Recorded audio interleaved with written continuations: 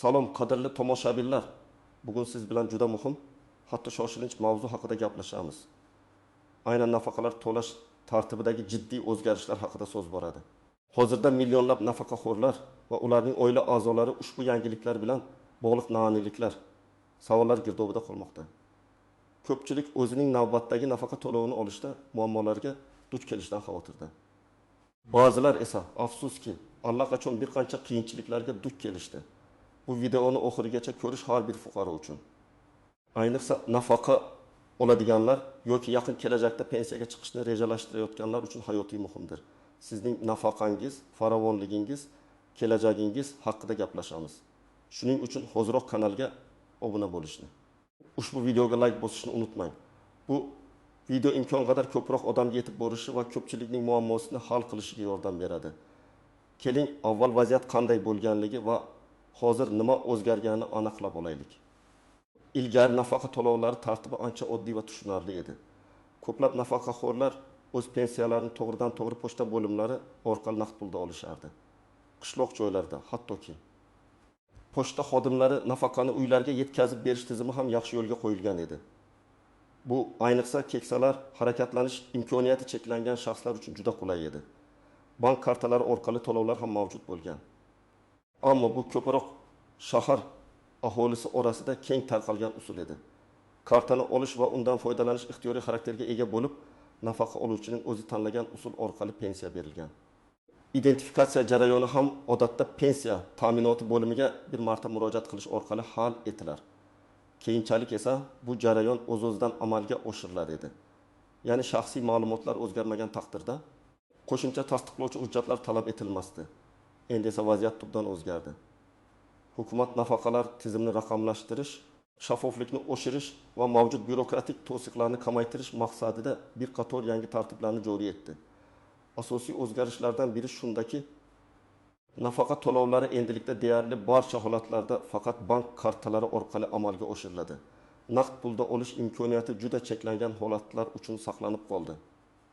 Ikkinchi muhim o'zgarish bu nafaqa oluvchilarni muntazam ravishda identifikatsiyadan o'tkazish tartibining joriy etilishi. Ya'ni endilikda siz har 6 oyda bir marta yoki belgilangan boshqa muddatlarda o'z shaxsingizni tasdiqlashingiz, tirik ekanligingizni va pensiya olishga haqli ekanligingizni isbotlashingiz shart. Bu o'zgarishlar 2024 yil 1 yanvardan boshlab kuchga kirdi va butun mamlakat bo'ylab amalga oshirilmoqda. Ushbu yangi tizimning joriy etilishidan maqsad nafaqalar tizimida mavjud bo'lishi mumkin bo'lgan firibgarlik holatlarining oldini olish, shuningdek nafaqa oluvchilarning aktual ro'yxatini yuritishni tartibga solishdir. Bu bir tomondan tizimni yanada adolatli va samarali qilishga xizmat qilsa, boshqa tomondan ko'plab nafaqaxo'rlar uchun yangi qiyinchiliklarni keltirib chiqarmoqda. Ayniqsa raqamli texnologiyalardan uzoq bo'lgan, sog'lig'i yoki jismoniy imkoniyatlari tufayli harakatlanishda cheklovlarga ega bo'lgan keksa yoshli fuqarolar uchun bu jiddiy muammo bo'lib turibdi. Tizim avvalgidan shaffofroq bo'ldi. Biroq bu shaffoflik ko'pchilik uchun tushunarsiz qoidalarni o'z ichiga olmoqda. Keling, bu o'zgarishlarni batafsil ko'rib chiqamiz. Aynan nimani bilishingiz kerak? Kim xavotirlanishi lozim va kimga bu o'zgarishlar unchalik ta'sir qilmasligini tushuntiraman. Eng avvalo shuni bilishingiz kerakki, nafaqa to'lovlarining aksariyat qismi endilikda faqatgina bank kartalari orqali amalga oshiriladi. Bu degani, agar siz hali ham nafaqani naqd pulda pochta orqali yoki xonadoningizga olib kelingan holda olayotgan bo'lsangiz, sizda bank kartasi bo'lishi shart. Bu birinchi va eng asosiy shart. Ikkinchidan, har 6 oyda bir marta identifikatsiyadan o'tish zarurati. Bu jarayon odatda pensiya jamg'armasi bo'limiga shaxsan murojaat qilish orqali amalga oshiriladi. Ba'zi banklarda ham shaxsni tasdiqlash imkoniyatlari yaratilgan bo'lishi mumkin. Ammo bu haqda aniq ma'lumotni o'zingizning pensiya ta'minoti bo'limingizdan aniqlashtirish muhim. Bu qoida nafaqaxo'rning tirik ekanligini va o'z pensiyasini olishga haqli ekanligini tasdiqlash uchun joriy etilgan. Kim xavotirlanishi kerak? Birinchi navbatda yuqorida aytib o'tganimizdek, hali bank kartasi bo'lmaganlar. Ikkinchidan, yoshi ulug', mustaqil ravishda bankka yoki pensiya ta'minoti bo'limiga borishga qiynaladigan fuqarolar. Uchinchidan, qishloq yoki olis hududlarda yashaydiganlar. Chunki ularning hududida bank filiallari yoki bankomatlar yetarli darajada rivojlanmagan bo'lishi mumkin. To'rtinchidan, raqamli texnologiyalardan foydalanish ko'nikmalari yo'q yoki cheklanganlar.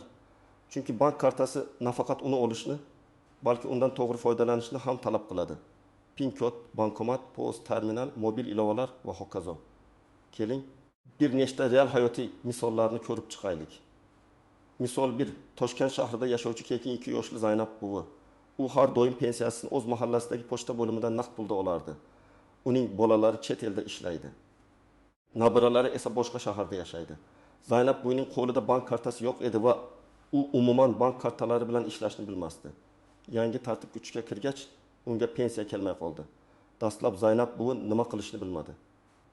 Chunki unga bu o'zgarishlar haqida to'liq ma'lumot yetib bormagan edi. Bir necha kun o'tib, u mahalla faollariga murojaat qildi. Ma'lum bo'lishicha, u bankka borib karta ochishi va keyin har 6 oyda bir marta pensiya jamg'armasiga borib shaxsini tasdiqlashi shart ekan. Bu Zaynab buvi uchun jiddiy qiyinchilik bo'ldi. Chunki uning sog'lig'i ham yaxshi emas edi va u uydan chiqishga qiynalardi. Natijada nabirasi maxsus ruxsatnoma, ishonchnoma asosida unga yordam berishga majbur bo'ldi. Bu jarayon bir necha hafta vaqt oldi va bu vaqt mobaynida Zaynab buvi pensiyasiz qoldi. Misol 2. Farg'ona viloyatining Olis qishlog'ida yashovchi 7 yoshli ota Tohir. Uning qishlog'ida bank filiali yo'q. Eng yaqin bankmati esa 15 kilometr uzoqlikda joylashgan tuman markazida edi. Ota Tohir har doim pochta xodimidan pensiyasini uyida naqd pulda qabul qilar edi. Yangi tartib bilan u ham bank kartasi ochishga majbur bo'ldi. U tuman markaziga borish uchun ancha yo'l bosib o'tishi, transport topishi kerak edi. Karta ochilgandan so'ng ham muammolar tugamadi. Har 6 oyda identifikatsiya uchun bankka borish zarurati uning uchun katta tashvishga aylandi.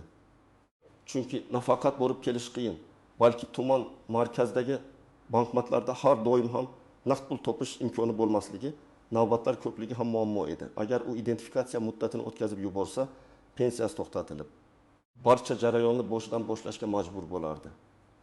Ota Tohirning yonida yordam beradigan farzandlari yoki nabiralari bo'lmagani uchun bu vaziyat uning uchun haqiqiy boshog'riqqa aylandi. Misol uchun, xorijda uzoq muddat davolanishda bo'lgan 65 yoshli Komila opa. Uning pensiyasi bank kartasiga tushardi. Bu borada muammosi yo'q edi. Lekin yangi identifikatsiya qoidasi uning uchun to'siq bo'ldi. U har 6 oyda O'zbekistonga kelib shaxsan identifikatsiyadan o'ta olmasdi. U o'zining qarindoshiga ishonchnoma berishga majbur bo'ldi. Lekin hatto ishonchnoma bilan ham bank va pensiya jamg'armasi ba'zi holatlarda shaxsiy ishtirokni talab qilishi mumkinligi sababli Komila opa pensiya to'lovi bilan bog'liq jiddiy xavotirlarga tushdi. U hatto pensiyasidan mahrum bo'lishi mumkinligi haqida o'ylashga majbur bo'ldi. Chunki vaqtida identifikatsiyadan o'tish imkoni yo'q edi. Bunday holatda ayniqsa chet elda bo'lgan fuqarolar uchun masofaviy identifikatsiya imkoniyatlari yo'qligi katta muammo tug'diradi. Kim xavotirlanishi shart emas. Bank kartasi allaqachon mavjud bo'lgan, mobil bank ilovalaridan foydalanishni biladigan, jismoniy imkoniyatlari bank yoki pensiya ta'minoti bo'limiga mustaqil ravishda borishga imkon beradigan fuqarolar. Ular uchun faqatgina identifikatsiya jarayonini belgilangan muddatda amalga oshirish muhim. Bu fuqarolar yangi tartiblarga osongina moslasha oladilar. Chunki ularning aksariyati allaqachon bank xizmatlaridan faol foydalanib kelmoqda. Ular uchun faqatgina qo'shimcha ma'lumotlarni o'rganish va belgilangan muddatlarga rioya qilish kifoya. Endi esa qoidalardagi istisnolar, e'tibordan chetda qolishi mumkin bo'lgan jihatlar va kutilmagan qiyinchiliklar haqida gaplashamiz. Har qanday qoida bo'lganidek, bu yerda ham istisnolar mavjud, ammo ular juda cheklangan. Birinchidan, yotoq holatida bo'lgan, og'ir kasal bo'lgan yoki boshqa sabablar tufayli mustaqil harakatlana olmaydigan shaxslar uchun. Bunday holatlarda pensiya jamg'armasi yoki bank xodimlari fuqaroning yashash joyiga borib, shaxsan identifikatsiya qilish imkoniyatini ko'rib chiqishlari mumkin. Lekin bu xizmatni olish uchun tibbiy ma'lumotnoma va boshqa hujjatlar talab qilinishi, shuningdek, bu jarayon ancha vaqt talab qilishi mumkin. Bu imkoniyat haqida pensiya jamg'armasiga shaxsan murojaat qilib, aniq ma'lumot olish zarur. Bu avtomatik ravishda sodir bo'lmaydi. Fuqaro yoki uning vakili bu haqda murojaat qilishi shart. Ikkinchidan, nogironligi bo'lgan shaxslar, ularning holatida shaxsan borish imkoni bo'lmaganda, ishonchli vakil orqali identifikatsiya qilish tartibi soddalashtirilgan bo'lishi mumkin. Ammo bu ham har bir holatda individual ko'rib chiqiladi va tegishli hujjatlar, nogironlik guvohnomasi, tibbiy xulosalar talab qilinadi. Ba'zi banklar va pensiya jamg'armasi nogironligi bo'lgan shaxslar uchun maxsus xizmatlar, masalan, navbatsiz xizmat ko'rsatish yoki uyga borib xizmat ko'rsatish imkoniyatini yaratishi mumkin. Biroq bu imkoniyatlar hamma joyda bir xil emas. Uchinchidan, vaqtincha xorijda bo'lgan fuqarolar. Agar siz uzoq muddatga chet elga ketgan bo'lsangiz va O'zbekistonga qaytish imkoningiz bo'lmasa, yuqorida Komila opa misolida ko'rganimizdek, bu holat qiyinchilik tug'dirishi mumkin. Bunday hollarda pensiya ta'minoti bo'limlari konsullik muassasalaridan olingan hujjatlarni yoki boshqa xalqaro hujjatlarni tan olishi mumkin. Biroq bu har doim ham oson emas va ko'pincha qo'shimcha tasdiqlovchi hujjatlar, apostillar va tarjimalar talab qilinadi. Eng yaxshi yechim ishonchnoma orqali vakil tayinlashdir. Lekin ishonchnoma ham barcha banklar va pensiya jamg'armasi bo'limlarida bir xil qabul qilinmasligi mumkin. Ba'zi hollarda ishonchnoma chet elda tasdiqlangan bo'lsa, uning haqiqiyligini tekshirish jarayoni uzoq va murakkab bo'lishi mumkin. Shuning uchun xorijga ketishdan oldin pensiya jamg'armasi bilan bog'lanib, bunday holatda nima qilish kerakligini aniq bilib olish tavsiya etiladi. Endi kutilmagan qiyinchiliklar va e'tibordan chetda qolishi mumkin bo'lgan nuanslar haqida. Birinchidan, firibgarlar. Yangi tartiblar doimo firibgarlar uchun yangi imkoniyatlar ochadi. Sizga kartani rasmiylashtirishda yordam beramiz. Sizning pensiyangizni kartaga o'tkazamiz kabi takliflar bilan chiqadigan shaxslardan ehtiyot bo'ling. Bank xodimi yoki pensiya jamg'armasi xodimi sizdan hech qachon telefon orqali PIN kod, karta raqami yoki boshqa maxfiy ma'lumotlarni so'ramaydi. Shaxsiy ma'lumotlaringizni hech kimga bermang agar shubhali qo'ng'iroq yoki xabar kelsa. Darhol aloqani uzing va pensiya jamg'armasi yoki o'zingizning banklaringizning rasmiy ishonch telefonlariga murojaat qiling. Ikkinchidan, noto'g'ri to'ldirilgan hujjatlar. Hatto kichik bir xato ham pensiya to'lovining kechikishiga yoki to'xtatilishiga olib kelishi mumkin. Har qanday ariza yoki hujjatni to'ldirishda juda ehtiyot bo'ling. Agar imkoniyatingiz bo'lsa, yordam beradigan yaqinlaringiz bilan birga boring yoki pensiya jamg'armasi xodimidan yordam so'rang. Uchinchidan, identifikatsiya muddatini o'tkazib yuborish. Bu eng keng tarqalgan muammo. Agar siz belgilangan muddatda identifikatsiyadan o'tmasangiz, pensiya to'lovi avtomatik ravishda to'xtatiladi. Qayta tiklash jarayoni ma'lum vaqtni talab qiladi va bu muddatda siz pulingizni olmaysiz. Shuning uchun bu muddatni esdan chiqarmaslik, kalendaringizga belgilab qo'yish juda muhim. To'rtinchidan, shaxsiy ma'lumotlarni yangilash. Agar siz manzilingizni, familiyangizni o'zgartirgan bo'lsangiz yoki pasportingiz yangilangan bo'lsa, bu haqda pensiya jamg'armasini darhol xabardor qiling. Chunki ma'lumotlardagi nomuvofiqliklar ham to'lovlar bilan bog'liq muammolarni keltirib chiqarishi mumkin. Beshinchidan, bank tanlovi. Pensiya jamg'armasi asosan davlat banklari bilan ishlaydi. Ammo siz o'zingizga qulay bo'lgan har qanday tijorat bankidan karta ochishingiz mumkin. Faqatgina u bank pensiya jamg'armasi bilan hamkorlik qilishi kerak. Odatda bu barcha yirik banklar. Bankni tanlashda uning filiallari qayerda joylashganligi, bankomatlarning soni, mijozlarga xizmat ko'rsatish sifati va mobil ilovalarning qulayligiga e'tibor bering. Ba'zi banklar pensiya kartalari uchun maxsus shartlar, masalan, bepul SMS xabar berish xizmati yoki pastroq xizmat ko'rsatish to'lovi kabi imkoniyatlarni taklif qilishi mumkin. 6-dan, vakil ishonchnoma orqali harakat qilish. Agar siz bankka yoki pensiya jamg'armasiga shaxsan bora olmasangiz, yaqin qarindoshingizga, farzandingiz, nabrangiz, turmush o'rtog'ingiz notarial tasdiqlangan ishonchnoma berishingiz mumkin. Bu ishonchnomada sizning nomingizdan pensiya to'lovi bilan bog'liq ishlarni bajarish, bank kartasi olish, identifikatsiyadan o'tish kabi vakolatlar aniq ko'rsatilgan bo'lishi kerak. Lekin shuni unutmangki, ishonchnomaning ham amal qilish muddati bo'ladi va uni yangilab turish zarur. Ba'zi hollarda hatto ishonchnoma bo'lsa ham pensiya jamg'armasi shaxsiy ishtirokni talab qilishi mumkin. Shuning uchun ishonchnoma berishdan oldin pensiya jamg'armasi bilan bu masalani aniqlashtirish maqsadga muvofiq. Xulosa qilib aytganda, yangi tartiblar ko'plab savollar va muammolarni keltirib chiqarmoqda, biroq ularni hal qilishning yo'llari mavjud. Faqatgina qoidalarni bilish va o'z vaqtida harakat qilish talab etiladi. Endi esa eng muhim qism sizning amaliy harakatlaringiz. Nima qilishingiz kerak? Qayerga borish kerak? Qanday hujjatlar kerak bo'ladi? Birinchi qadam, o'z pensiya holatingizni tekshiring. Agar siz hali ham naqd pulda pensiya olayotgan bo'lsangiz, birinchi navbatda pensiya jamg'armasi bo'limiga murojaat qilib, Sizga nisbatan yangi tartiblarni qaysi muddatda amalga oshirishingiz kerakligini aniqlashtiring. Buning uchun sizning yashash joyingizdagi pensiya jamg'armasining hududiy bo'limiga borishingiz yoki ularning ishonch telefoniga qo'ng'iroq qilishingiz mumkin. Ko'pchilik uchun maxsus onlayn portallar yoki mobil ilovalar ham mavjud bo'lishi mumkin. Ammo bu borada aniq ma'lumotni pensiya jamg'armasining rasmiy saytidan yoki hududiy bo'limlardan oling. Ikkinchi qadam. Agar sizda hali bank kartasi bo'lmasa, uni darhol oching. Buning uchun o'zingizga qulay bo'lgan istalgan tijorat bankiga murojaat qiling. Odatda sizga faqat pasportingiz kerak bo'ladi. Bank xodimlari sizga pensiya kartasi ochishda yordam berishadi va undan qanday foydalanishni tushuntirib berishadi. Mobil ilovalarni yuklab olishni va ulardan foydalanishni o'rganishni unutmang. Chunki bu sizga pensiya tushganini nazorat qilish va boshqa xizmatlardan foydalanishda juda qulaylik yaratadi. Agar mobil ilovalardan foydalanish siz uchun qiyinchilik tug'dirsa, yaqinlaringizdan yordam so'rang. Bank kartasini ochish jarayoni odatda bir necha soatdan 1-2 kungacha vaqt olishi mumkin.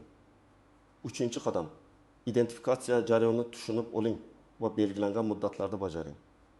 Pensiya jamg'armasidan sizga identifikatsiyadan o'tishingiz kerak bo'lgan aniq sanalarni va joyini aniqlashtiring. Odatda bu pensiya jamg'armasining hududiy bo'limi bo'ladi. Identifikatsiya uchun sizga pasportingiz va pensiya guvohnomangiz kerak bo'ladi. Bu muddatlarni kalendaringizga belgilab qo'ying. Yaqinlaringizga eslatib qo'ying. Muddatni o'tkazib yubormaslik juda muhim. Agar sog'lig'ingiz tufayli borishga qiynalsangiz, 3-qadamni yuqorida aytilgan yaqinlaringiz yordamida yoki pensiya jamg'armasi bilan bog'lanib hal qiling. 4-qadam, agar sizda o'ziga xos holatlar, kasal bo'lsangiz, chet elda bo'lsangiz, nogironligingiz bo'lsa, mavjud bo'lsa, istisnolar haqida surishtiring. Pensiya jamg'armasining hududiy bo'limiga borib yoki qo'ng'iroq qilib vaziyatingizni tushuntiring. Qanday hujjatlar talab qilinishi mumkinligini va qanday harakat qilishingiz kerakligini aniq bilib oling. Masalan, yotoq holatida bo'lganlar uchun uyda identifikatsiya o'tkazish imkoniyati bor yo'qligini. Buning uchun qanday ariza va tibbiy ma'lumotnomalar kerakligini aniqlashtiring. Chet elda bo'lganlar uchun esa ishonchnomani qanday rasmiylashtirish va qaysi banklar orqali xizmat ko'rsatish mumkinligini bilib oling. 5-qadam. Shaxsiy ma'lumotlaringizni doimiy ravishda yangilab turing. Agar siz manzilingizni o'zgartirsangiz, pasportingizni yangilasangiz yoki telefon raqamingiz o'zgarsa, bu haqda pensiya jamg'armasini darhol xabardor qiling. Bu ma'lumotlar to'g'ri bo'lishi pensiya to'lovlarida uzilishlar bo'lmasligining garovidir. 6-qadam. Firibgarlardan ehtiyot bo'ling. Hech qachon shaxsiy ma'lumotlaringizni, bank karta raqami, PIN kodi, GVV kod, kartaning orqa tomonidagi 3 ta raqam kabi maxfiy ma'lumotlarni hech kimga bermang. Agar sizga bank yoki pensiya jamg'armasidan deb nomlangan shubhali qo'ng'iroqlar yoki xabarlar kelsa, ularga ishonmang. Har qanday shubhali vaziyatda rasmiy ishonch telefonlariga murojaat qiling yoki yaqinlaringiz bilan maslahatlashing. Qadrli do'stlar, ushbu o'zgarishlar hammamizga tegishli. Ma'lumotlarni tushunish va o'z vaqtida harakat qilish orqali siz o'zingizning va yaqinlaringizning pensiya to'lovlarida yuzaga kelishi mumkin bo'lgan har qanday muammolarning oldini olasiz. O'z huquqlaringizni biling va ulardan foydalanishdan qo'rqmang. Barcha savollaringizga javob olish uchun pensiya jamg'armasining hududiy bo'limlariga murojaat qilishdan tortinmang. Ularning xodimlari sizga yordam berishga majbur. Umid qilamanki, bu video siz uchun foydali bo'ldi va sizni qiziqtirgan savollarga javob bera oldim. E'tiborli bo'ling, axborotni o'z vaqtida o'rganing va harakat qiling. Bu sizning moliyaviy barqarorligingiz uchun muhimdir. Videoni yakunlashdan oldin yana bir bor eslatib o'taman. O'z fikrlaringizni, savollaringizni izohlar bo'limida qoldiring. Bu video qanchalik foydali bo'lganini bilishimiz uchun like bosing va bu muhim ma'lumotni do'stlaringizga, oila a'zolaringizga ulashishni unutmang. Kanalga obuna bo'lishni ham yodingizdan chiqarmang. Kelgusida ham bunday muhim va dolzarb ma'lumotlarni berib boramiz. Keyingi videolarda ko'rishguncha